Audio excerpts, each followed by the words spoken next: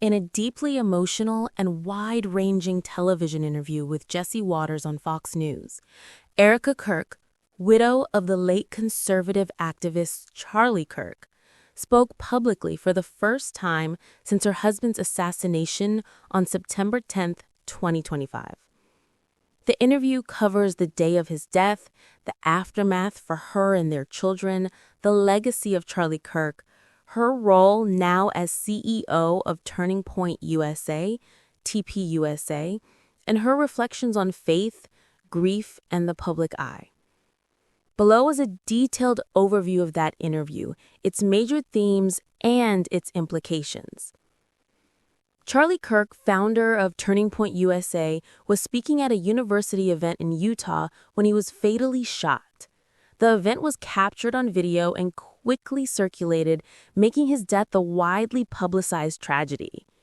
Erika Kirk, previously less visible in media than her husband, has now become a central figure, both in grieving personally and in stewarding the organization her husband founded.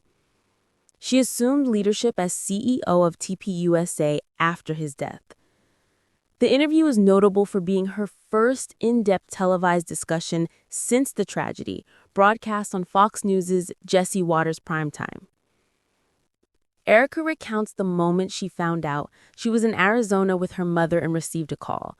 She said she sprinted out and collapsed when she learned Charlie had been shot. Her description captures the shock not just of the injury, but of the publicness of it, the fact that it was filmed and circulated. She says she will never watch that video. One of the most vivid parts of the interview, Erika describes entering Charlie's hospital room against advice from authorities.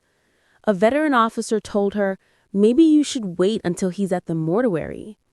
She responded that she wanted to see what they did to her husband and that she wanted to kiss him. She noted how Charlie had a smirk on his face, which to her symbolized that his mission and vision were still alive even in death. Erika speaks candidly about how their young children, their daughter, 3 years old, and son, 1 year old, are coping.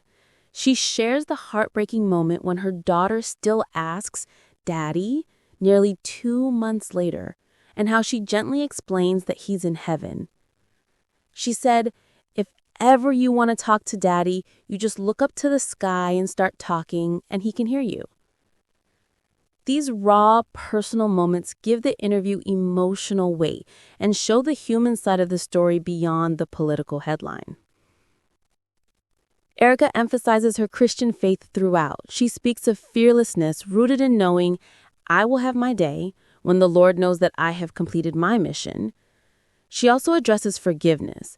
Though her husband was assassinated publicly and tragically, she indicates the family does not seek vengeance personally. Rather, she wants justice, but not hatred. Erika is now CEO of TPUSA, and she reflects on what that means. She honors Charlie's vision and says she feels committed to ensuring the movement continues. She describes Charlie as a bridge in our country and emphasizes that his legacy is not finished.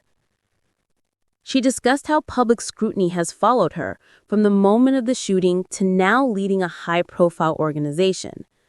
She makes a point about the trial of the accused shooter and press access. She argues for transparency and for cameras in the courtroom. Erika mentions the toll of public life, cameras analyzing her every move, the virality of the tragedy, and the media attention. She queries why people would take pleasure in watching the video of a person's death. She asks, what if that was your father or your brother or your sister? She also states she will never watch the assassination video. She said, "I never saw the video. I never will see it. There are certain things you see in your life that you can never unsee." The interview lays bare the collision of personal tragedy with public politics. Erika's grief is deeply private, yet because of Charlie's public persona and the circumstances of his death, it becomes public. This raises questions about how grief is managed in the spotlight, how families navigate media attention, and how public movements persevere in the face of devastating loss. With Erika stepping into the CEO role of TPUSA, the interview signifies a transition. She holds up the baton of Charlie's work in student activism, conservative outreach, cultural engagement. Her credibility is anchored both in her personal connection and in her willingness to be visible. How she shapes TPUSA going forward will be critical for the movement's vitality. Religion and spirituality are central to Erika's narrative. Her statements about fearlessness, mission, forgiveness, and purpose offer a strong moral frame for her story.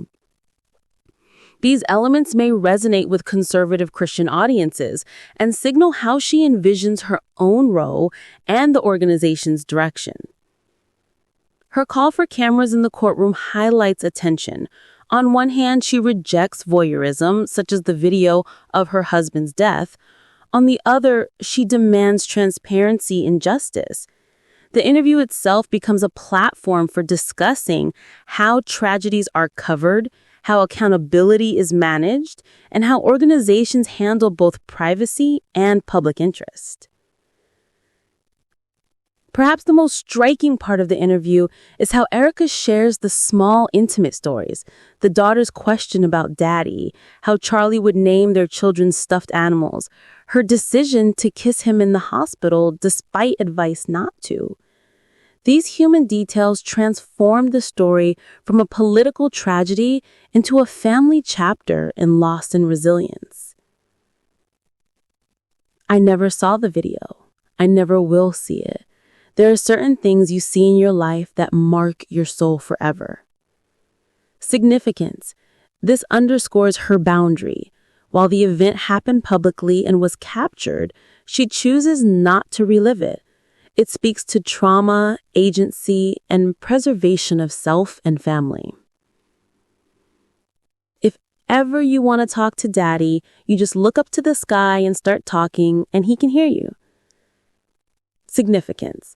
A tender, vulnerable moment illustrating how she navigates explaining death to a young child. It humanizes a story that could easily be dominated by ideology. Why would you waste any portion of your life looking at something so evil regarding people who watched the video of Charlie's death? Significance. This is a moral question posed to the public, a challenge about voyeurism, empathy, and how society consumes tragedy. There's nothing to hide. Let everyone see what true evil is. This is something that could impact a generation and generations to come. Significance. On transparency, it signals her belief in public accountability and the educational value of revealing the full truth, even in tragedy. Media framing. Some may argue the interview is heavily scripted and leans into the martyr-hero narrative. It will be important to consider how Erika's story intersects with the broader sympathetic branding of Charlie Kirk and TPUSA. Role transition. Stepping into leadership so soon after personal loss is a heavy burden. Questions remain about how Erika will balance personal healing with organizational demands. Public consumption of tragedy. The interview itself is part of the media spectacle of a public assassination. There is inherent tension in narrating the story while being part of the story. Political implications. Given Charlie's role in conservative youth activism and his alignment with high-profile figures, Erika's leadership and messaging may have broader political ramifications. How she chooses to steer TPUSA will be watched closely.